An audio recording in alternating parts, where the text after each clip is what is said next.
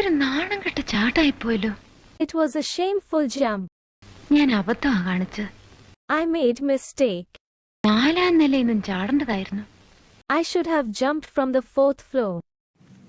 should have plus V3.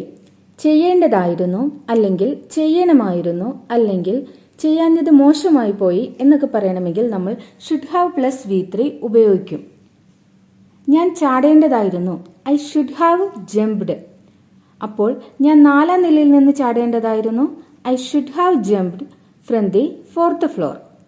നമ്മൾ തുടങ്ങേണ്ടതായിരുന്നു, we should have started.